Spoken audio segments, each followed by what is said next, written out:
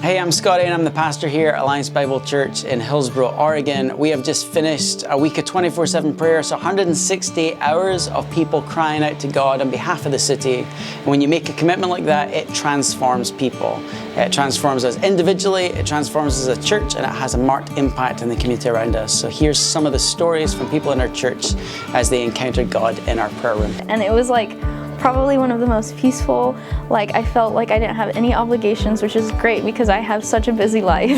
So it was so peaceful. When I came into the room, I didn't know what to expect, but I'm telling you, I signed up for 1 hour and I said, oh my gosh, 1 hour is not enough. I need to be at least 2 or 3 hours. Just really enjoyed my time here. I've been here 3 times and looking forward to 3 more times. So I like drinking Jesus' blood and doing communion and just spending time with God in here. Having something that you move through physically as you're moving through something with God that's that you've been trying to figure out, trying to understand was just beyond anything I could imagine. And I just ended up sobbing. I'm sorry, it's sobbing right now, but it truly was amazing, and I honestly can't wait until we do it again. And I was actually concerned that the different activities, things would be distracting, but what I found was that they were surprisingly engaging.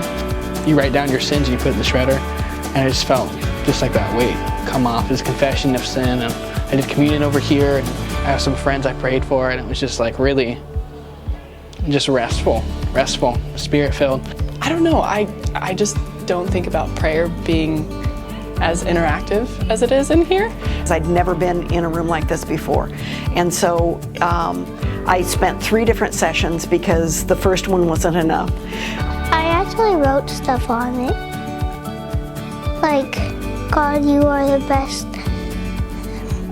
person I ever heard of. I just really enjoyed how free it was and how I was able to scream and shout without just fear of having somebody hear me, just the freedom to speak to the Lord however I needed to.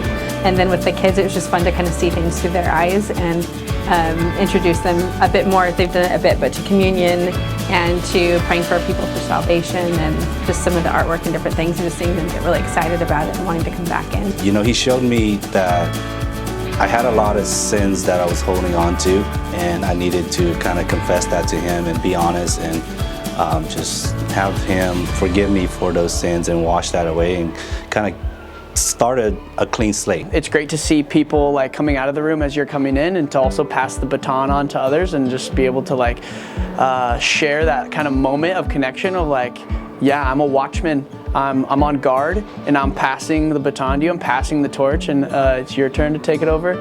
It was 100% better than I thought it would be. I felt so invited here by the Lord, and I had such a powerful time with him, just interceding for not only this church, but also just for the church across the Portland metro region. There was so much to do and so little time. I felt like I was kind of on air, like I was floating. I was so relaxed. I spent an hour in here, and it felt like 5 minutes.